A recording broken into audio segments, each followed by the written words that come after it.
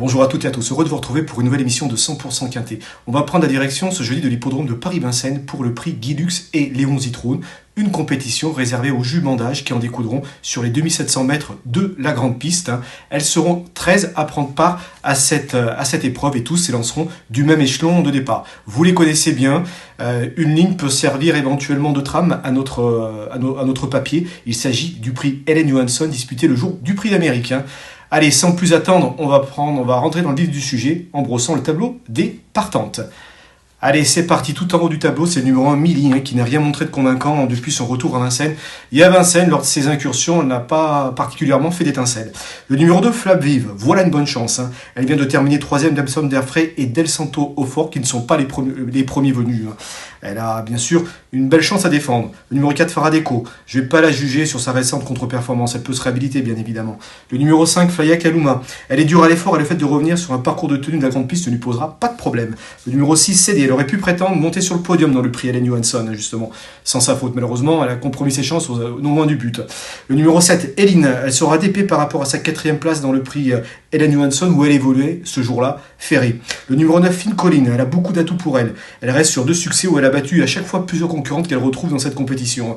C'est une première chance. Le numéro 10, Erdelio, ça va se perdre sur ce parcours et sa pointe de vitesse finale peut faire merveille. Le numéro 11, Dolina des Plaines, elle vient de très bien se comporter avec Cannes-sur-Mer dans l'important prix de la Côte d'Azur. Elle terminait 2e. C'était très bien ce jour-là. Elle devançait notamment avec Cureil Génilou et Alcoy. Donc elle revient en région parisienne avec des ambitions. Le numéro 12, Elena Di Quattro, elle est régulière, elle est confirmée à ce niveau et sur le parcours. C'est un choix prioritaire. Élite de GL, c'est la concurrente la plus riche du lot. Elle a besoin, c'est vrai, un peu de rassurer, mais elle a les moyens d'intégrer l'arrivée, bien évidemment. Faut pas oublier que l'an passé, elle terminait 2e de décoloration sur ce type de parcours. Allez, sans plus attendre, on va passer au papier.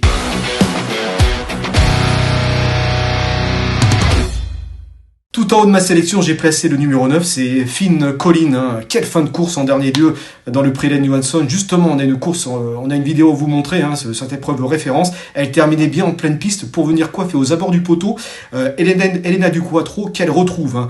Dans cette compétition, il y avait également le numéro... Flaya Kaluma, le numéro 5 qui terminait 3e, devant Eline qui terminait 4e ce jour-là. Ses concurrentes s'étaient bien défendues et bien sûr vous avez pu voir également la faute de CD qui pouvait prétendre au podium à ce moment-là.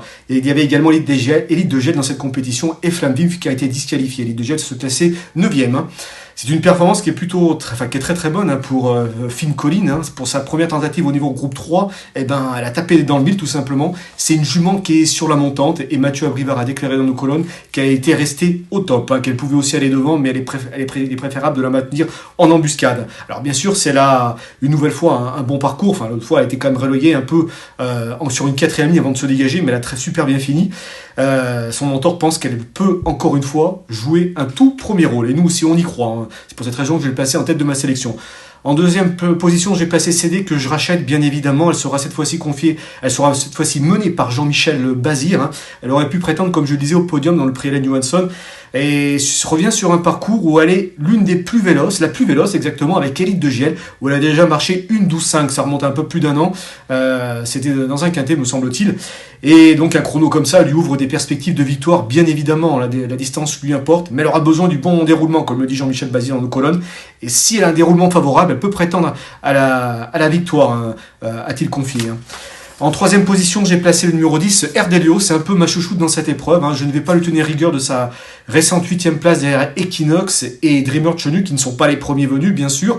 Elle n'a pas pu se montrer dangereuse. C'est vrai que le lot était quand même bon. Et puis, elle n'a pas eu de bon déroulement également. Et elle marchait tout de même une 11,6 sur les 2100 mètres de la grande piste. C'était pas si mal que ça. Alors, on sait qu'elle a besoin du bon déroulement pour donner sa pleine mesure, pour donner sa pleine mesure et pleinement s'exprimer, comme lors de sa victoire dans un quintet en début d'hiver. C'est vrai que s'il y a du rythme, elle peut passer sa bonne pointe de vitesse finale et pourquoi pas monter sur le podium. Moi j'y crois. Ça va pas être la favorite, mais elle aura une cote quand même intéressante pour jouer, pour entrer dans le quintet et voire mieux. Pourquoi pas monter sur le podium. Et puis elle a des stats également. Faut pas oublier ça. Sur ce type de parcours, elle compte 2 victoires, 4 accessites et 9 places en 23 sorties, soit 65% de réussite. Un taux de réussite quand même à l'arrivée qui est quand même exceptionnel. Donc largement plus d'une fois sur deux, elle est à l'arrivée sur ce type de parcours. En 5e position, j'ai placé Elena Di Quattro. Alors c'est vrai que je l'ai mis 5e, mais j'aurais pu la mettre plus haut. Comme je vous le dis, l'épreuve est ouverte. Vous devez élargir vos jeux dans le sens pour les premières places, parce qu'ils sont plusieurs à pouvoir monter sur le podium. Pourquoi pas même disputer la victoire. Ça, c'est des concurrentes qui se tiennent d'assez près. Elena Di Quattro vient d'échouer de peu pour le succès, comme je viens de le dire. Elle est bien engagée au gain et affronte une nouvelle fois, j'ai envie de dire, les femelles. Elle va tenter de prendre sa revanche sur Finn Collin. Elle a pour elle d'avoir déjà trotté une 12 effractions à 2 reprises sur ce type de parcours. Et elle a déjà affronté des lots aussi plus relevés, notamment face au mâle, où elle a bien tenu sa partie. Elle est régulière, bien engagée. Moi j'y crois beaucoup. Elle peut pourquoi pas monter sur le podium et pourquoi pas mieux. C'est une des priorités de l'épreuve. En 5e position, j'ai placé le numéro 5, Flya Kaluma. Alors Flya Kaluma, c'est une jument dure à l'effort, elle vient bien se comporter, bien sûr, comme je le dis dans la course référence, remportée par Finn Collin. Elle a pris celle qui a supporté tout le poids de la course, mais elle s'est bien défendue jusqu'au bout. Je pense que sur ces 2700 mètres de la grande piste, ça va la servir. Elle peut, pourquoi pas, une nouvelle fois jouer un tout premier rôle et monter sur le podium. Elle aussi, je pouvais la mettre plus haut, mais il faut faire des choix et tenter aussi certaines petites choses. Et là, bon, je l'ai retenu peut-être un peu loin, mais elle peut la droit de monter sur le podium, bien sûr, cette Flya Kaluma. En 6e position, j'ai placé Eileen. Dernièrement, dans le prix Ellen Johansson, c'était la seule concurrente du lot qui évoluait ferrée. Ce qui rehausse vraiment sa performance, elle se terminer 4e ce jour-là. Cette fois-ci, elle va être d'épée. On connaît sa qualité. Je la crois capable, bien sûr, elle aussi, d'intégrer la combinaison gagnante du quintet. Elle fait partie de ses possibilités, de ses concurrents potentiellement compétitifs, bien sûr, pour une belle place pour le quintet. En 6e position, j'ai placé Flamme Vive, que elle aussi j'aurais pu placer éventuellement plus haut. C'est une jument régulière et une nouvelle fois, elle va faire l'arrivée, j'y crois. Le numéro 4, Faradeco, avec Eric Raffin, je ne tiens pas à rigueur de sa récente contre-performance. Elle peut se réhabiliter pleinement. C'est une jument à la base régulière. Dans cette catégorie, elle est confirmée, elle est capable de pouvoir une nouvelle fois jouer un bon rôle à l'arrivée. Alors, les regrets ne manquent pas dans cette épreuve. Je pense notamment à Dolina des Plaines, que j'ai placé en 9e position. C'est mon gros regret. Elle vient de terminer 2e, comme je disais, du prix de la Côte d'Azur. Et derrière Esprit Mystique, en devançant bien sûr Écureuil Génilou ou encore Alcoy qu'on a vu bien faire dernièrement à Vincennes. Maintenant, c'est vrai que voilà, elle revient à Vincennes, elle est moins confirmée que d'autres, mais tout de même, sur sa forme du moment, elle est tout à fait capable, elle aussi, de jouer un bon rôle dans ce quintet. Jean-Marie Aubeau, lorsqu'il se déplace à Vincennes avec ses pensionnaires, c'est pas pour faire de la figuration. On se souvient des Varis du Bourg notamment. Donc voilà, elle aussi a le droit de jouer, de se montrer dangereuse dans cette compétition.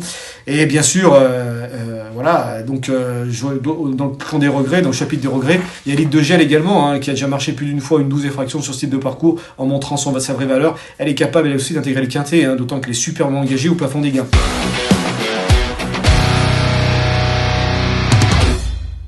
Il est temps de passer au conseil de jeu. Moi, je vous propose dans la 7e course, toujours à Vincennes, le numéro 107. Il s'agit de Blue Iceberg qui avait gagné pour ses débuts sur notre sol. C'était le 31 décembre exactement, face à certains concurrents qui le retrouvent. Le coup d'après, il a été essayé au monté, malheureusement, il s'est montré fautif. Mais je vous invite vraiment à le reprendre. Je crois capable, une nouvelle fois, de monter sur le podium.